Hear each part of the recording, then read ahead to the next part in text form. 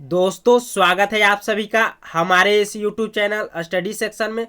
दोस्तों इस वीडियो में लेकर आए हैं प्रकाश के परावर्तन तथा अपवर्तन का लघु उत्तरीय महत्वपूर्ण प्रश्न पार्ट 2 लेकर आए हैं, जो कि आपके एग्जाम के लिए काफी महत्वपूर्ण है। अगर आप भी इस बार मैट्रिक परीक्षा 2021 का एग्जाम देने वाले हैं तो इस वीडियो को शुरू से अंत तक जरूर देखें।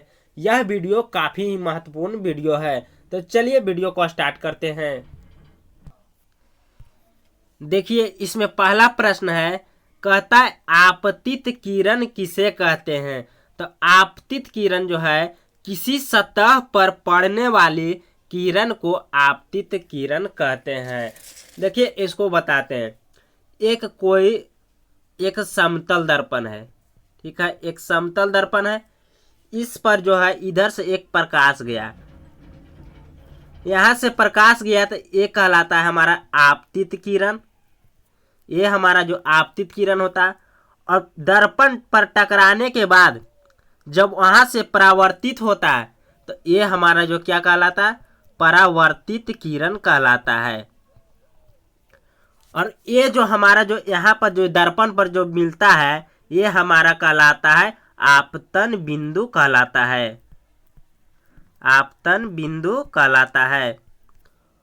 और यहाँ आपतित किरण और परावर्तित किरण के बीच जो लंब होता है वह कहलाता है अभिलंब कहलाता है। अभिलंब कहलाता है। और आपतित किरण आपतन बिंदु पर और अभिलंब के बीच जो कोण बनता है वह आपतन कोण होता है। और आपतित किरण और आपतन बिंदु के जो बीच कोण बनता है वह कहलाता है आपतन कोण। और परावर्तित किरण और अभिलंब के बीच जो कोण बनता है वह कहलाता है परावर्तन कोण कहलाता है। तो चलिए वीडियो को समझ लिए, अब आगे प्रश्न को सॉल्व करते हैं। देखिए 2 नंबर में है, कहता है आपतन बिंदु किसे कहते हैं। तो अभी बताए थे जिस बिंदुओं पर आपतित किरण किसी सदस्य से टकराती है उसे आपतन बिंदु कहते हैं।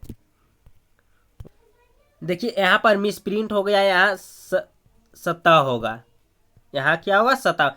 जिस बिंदुओं पर आपतित किरण किसी सतह से टकराती है उसे क्या कहते हैं, आपतन बिंदु कहते हैं। उसके बाद देखिए अगला प्रश्न।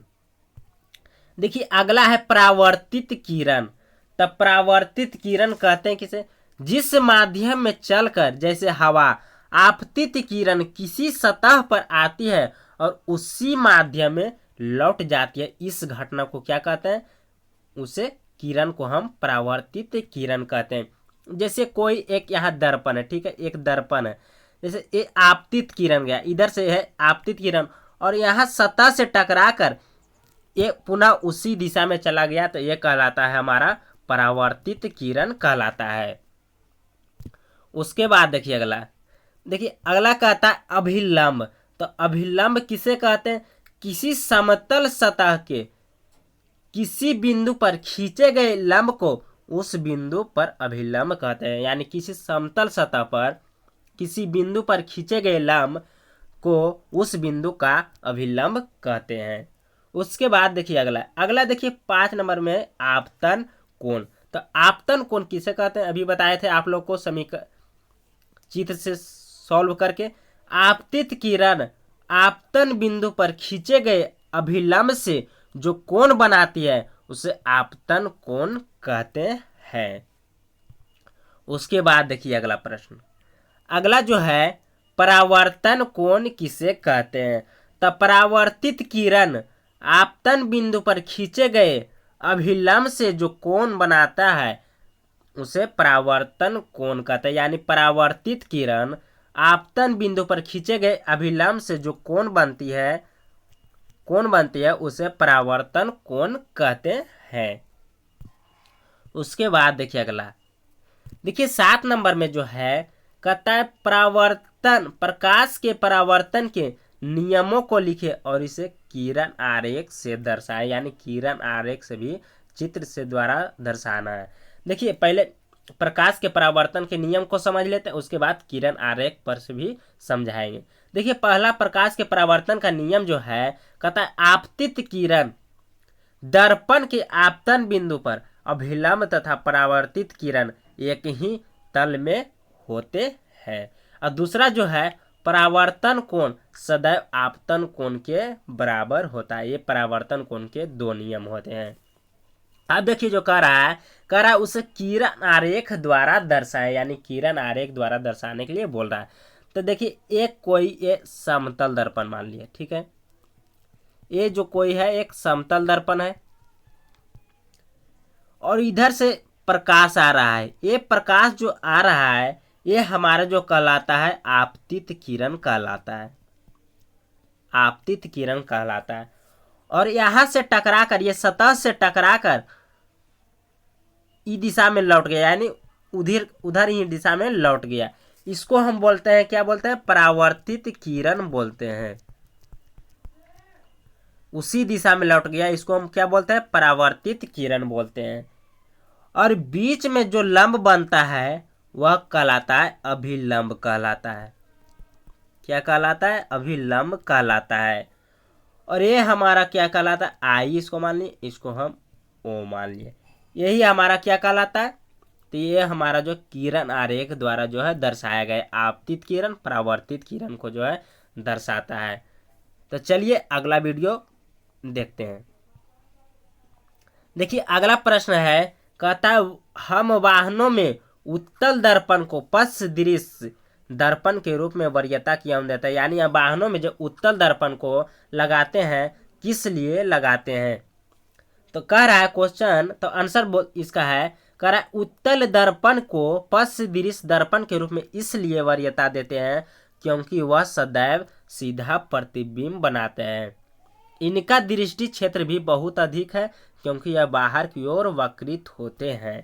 यानी बाहर की ओर उत्तल दर्पण कैसा होता है, बाहर की ओर वक्रित होता है। और यह उत्तल दर्पण में हमेशा सदैव सीधा प्रतिबिंब बनता है। उसके बाद देखिए अगला प्रश्न, देखिए 9 नंबर प्रश्न कहता है उत्तल लेंस को अभिसारी लेंस क्यों कहा जाता है। तो देखिए उत्तर में जो है उत्तल लेंस के द्वारा आपतित समांतर किरणें अपवर्तन के फलस्वरूप एक बिंदु पर मिलती है। यानी उत्तल लेंस प्रकाश के समानांतर किरणों को अभिसारित करती है, यानी अभिसारित करती है। उत्तल लेंस के इसी गुण के कारण अभिसारी लेंस कहा जाता है। उसके बाद देखिए अगला है 10 नंबर। 10 नंबर जो है कह रहा है वास्तविक तथा आभासी प्रतिबिंब में क्या अंतर है। तो वास्तविक प्रतिबिंब को पर्दे पर उतारा जा सकता है जबकि आभासी प्रतिबिंब को पर्दे पर नहीं उतारा जा सकता है। उसके बाद देखिए अगला 2 नंबर, वास्तविक प्रतिबिंब सदैव उल्टे होते हैं और आभासी प्रतिबिंब जो है सदैव सीधे होते हैं। इसका तीसरा उत्तर देखिए वास्तविक प्रतिबिंब दर्पण के आगे बनता है। वास्तविक प्रतिबिंब कहाँ बनता है, तो दर्पण के आगे बनता है। और आभासी प्रतिबिंब जो बनता है वह दर्पण के जो है पीछे बनता है।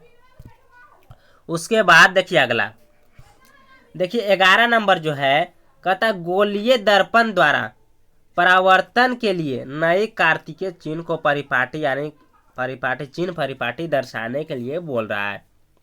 अब देखिए इसका जो उत्तर हो जाएगा, बीम सदैव दर्पण के बाएं ओर रखा जाता है। यानी गोलीय दर्पण के परावर्तन के नियम में जो बीम जो है सदैव दर्पण के बाएं रखा जाता है। दूसरा देखिए, मुख्य अक्ष के समानांतर सभी दूरियां दर्पण के ध्रुव से मापी जाती है। यानी मुख्य अक्ष के समानांतर जो है सभी दूरियां है पोल से मापी जाती है, यानी ध्रुव से जो है मापी जाती है। अब 3 नंबर देखिए, मूल बिंदु के दाएं ओर की दूरियां धनात्मक जबकि मूल बिंदु के बाईं ओर की दूरियां जो है ऋणात्मक मानी जाती है।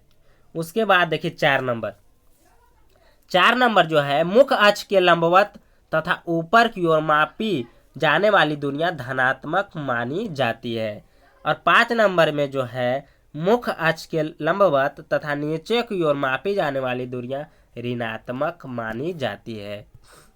उसके बाद देखिए अगला 12 नंबर में देखिए बहुत ही important VVI objective subjective question लिए गए हैं जो कि आपके बोर्ड एग्जाम के लिए काफ़ी महत्वपूर्ण है। सभी क्वेश्चन सिलेक्टेड लिए गए हैं जो आपके एग्जाम में जो है पूछे जाएंगे। तो चलिए अगला प्रश्न को देखते हैं। देखिए 12 नंबर प्रश्न जो है कह रहा अवतल दर्पण के उपयोग लिखे, यानी अवतल दर्पण का उपयोग जो है किस किस चीज में जो है प्रयोग किया जाता है। तो अवतल दर्पण का प्रयोग बड़े आकार के अवतल दर्पण का प्रयोग सौर ऊर्जा के लिए किया जाता है, यानी अवतल दर्पण का प्रयोग जो है सौर ऊर्जा के लिए जो है किया जाता है। अब दूसरा प्रयोग देखिए, दूसरा जो प्रयोग है वाहनों के headlight, lamp, search light, torch आदि बनाने में जो है अवतल दर्पण का जो है प्रयोग किया जाता है। उसके बाद देखिए तीसरा जो है सेविंग दर्पणों को बनाने में प्रयोग किया जाता है, यानी सेविंग दर्पणों को बनाने में जो है प्रयोग किया जाता है। और चौथा जो है दंत चिकित्सक तथा विशेषज्ञ रोगी के परीक्षण के लिए इसका प्रयोग किया जाता है, यानी दांत की जांच के लिए अब विशेषज्ञ रोगी की जांच के परीक्षण के लिए जो है अपना प्रयोग करते हैं। कौन सा दर्पण?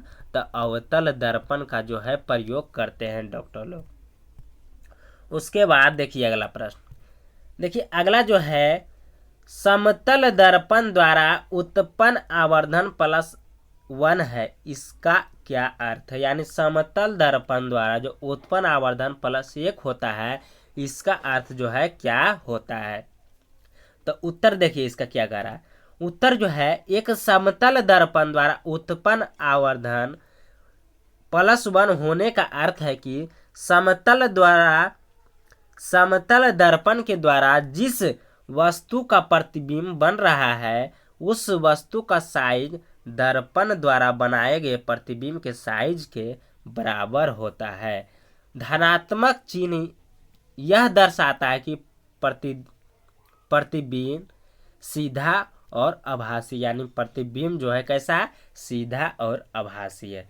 तो दोस्तों अगर वीडियो अच्छा लगा तो वीडियो को लाइक कीजिए, अगर चैनल पर नए हैं तो चैनल को सब्सक्राइब कीजिए। इसी तरह के लेटेस्ट वीडियो पाने के लिए हमारे चैनल्स के साथ जुड़ जाइए। तो मिलते हैं अगले वीडियो में।